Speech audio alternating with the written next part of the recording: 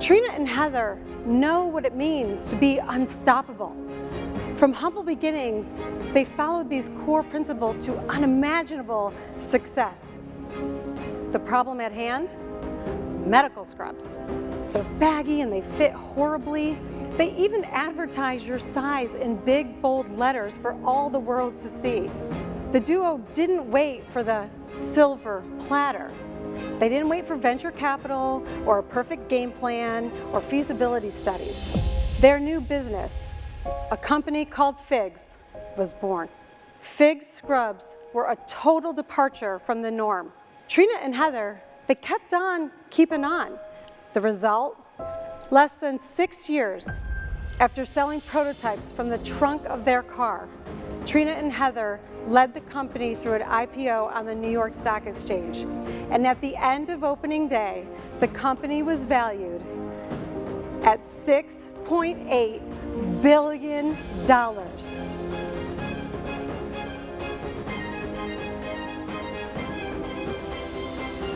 Life knocks us all down at one point or another. Those setbacks are just to test our resolve.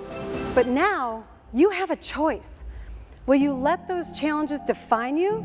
Or now that you have all the tools you need, will you instead decide to become unstoppable? Thank you.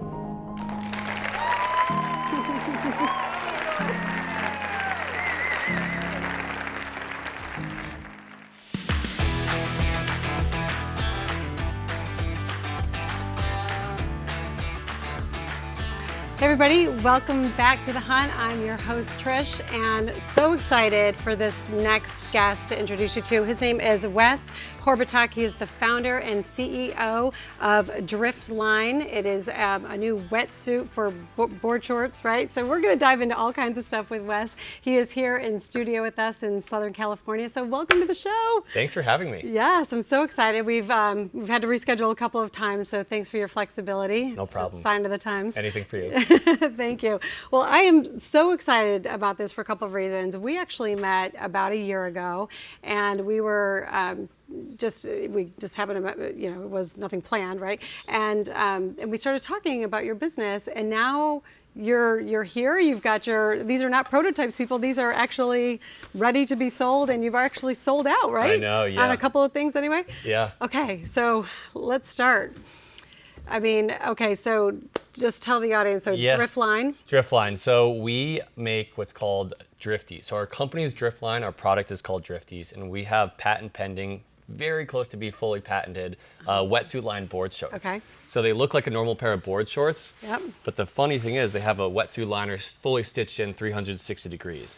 So the functionality of a wetsuit keeps you warm, comfortable, and chafe-free, but also looks like a normal pair of board shorts. Right, because I have two boys, and I remember always buying them suits and having to cut out, right, because it was so uncomfortable. Yeah. So I'm fascinated, and we talk about this on the show a lot in terms of ideas, and you're at point A with that first idea, and then how in the world do you get to this and then being sold out? So did this come from just you were filling a gap based on? Yeah, it's funny. I mean, most entrepreneurs can tell you, and especially good products, like you have to fill a void. Yeah. And mine was built out of necessity.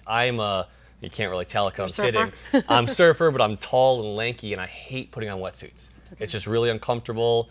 And it was that time of year where it was too warm for a wetsuit, but too cold for board shorts. And I was literally standing on the edge of the ocean, looking out, about to go surfing, and I'm like, there has to be a better way. The water is just a little too cold for me.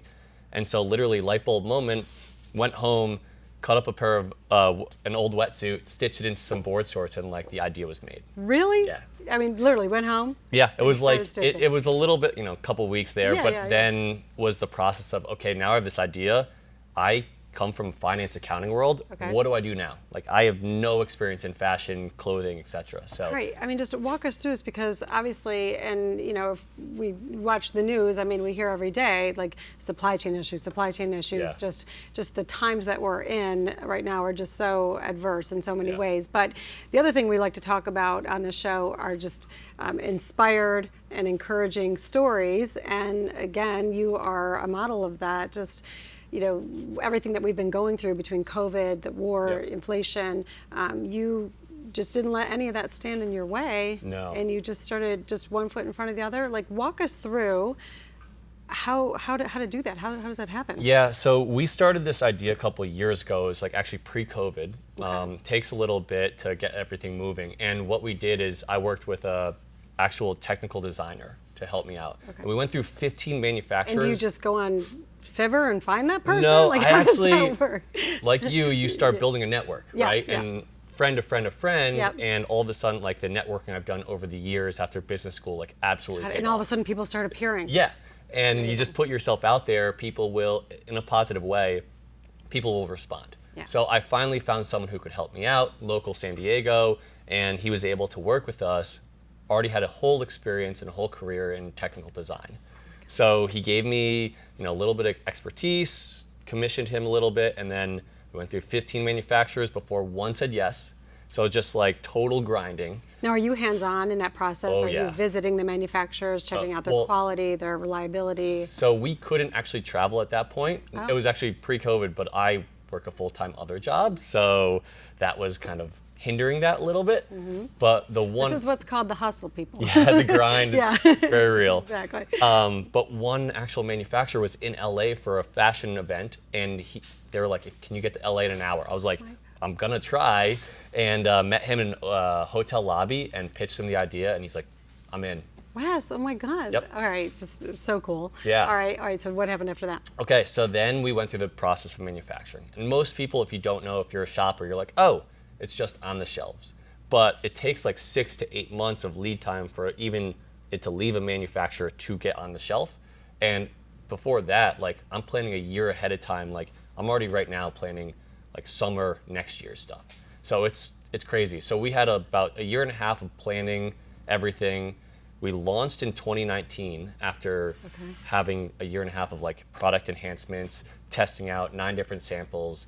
And so it's 6 months of runway of being live before COVID hit. And then COVID hit, and one of my friends locally here was like, you just got to own your backyard and people will respond. So we dove headfirst into community, and our product is built for San So in Diego. other words, you started local. Started local. Before even thinking about, what are people doing on the East Coast Yep. or anywhere else in the world, you're like, okay, we're going to start local and say, okay, so what did you do? We like went to every surf event. We posted up at every beach, just like literally, I work for a larger financial company right now, but I had to really temper my expectations and just go boots on the ground. Yep. Started really just getting into the right hands, and we just constantly kept selling out these small batches. And my vision was to scale and be flexible. So it would be growing and adjust, and start understanding who our demographics were. And finally, now we're on our 5th run, and just keeps getting crazier. That's incredible. So you had the 9 or so prototypes. Did you actually wear them and Oh, yeah. test them out? And did you gather all your friends and say, okay, Yep. give me some feedback, almost like focus groups to say what Absolutely. works, what doesn't work? All different sizes, and I even brought in like people who weren't friends so they could give me real advice. But yeah, it's Objective. Yeah. Yeah. But it was cool because like I started understanding the fashion world, and not everyone has the same body type, right? Right. So how it fits differently on different Yeah. people, and what could be tweaked here and there. And a lot of people don't understand the technical aspect behind clothing. So it's like everything is centimeters, millimeters, just to make sure that it fits and hugs the body correctly, especially with a finicky material like neoprene. Yeah, and does it, so first of all, where do you manufacture?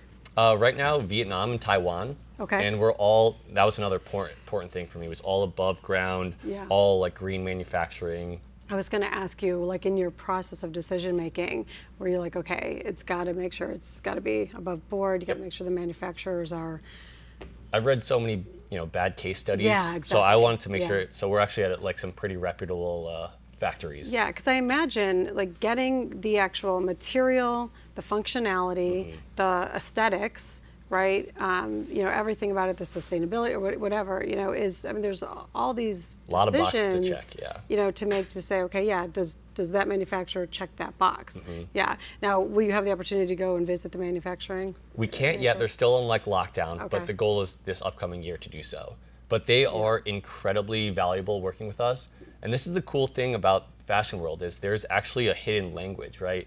We talk in tech packs and specific lingo that allows them and allows anyone in the world to understand what we're saying about our product because they're in a different country, speak a different language that if we show them, okay, we need this technical adjustment, we just kind of phrase it in a specific way that allows them to understand and then they execute. And it's just universal. Yep. I mean, people just get it. Yep. Unbelievable. Okay, so we're going to be back in a minute with you, Cool. but we're going to take a quick break.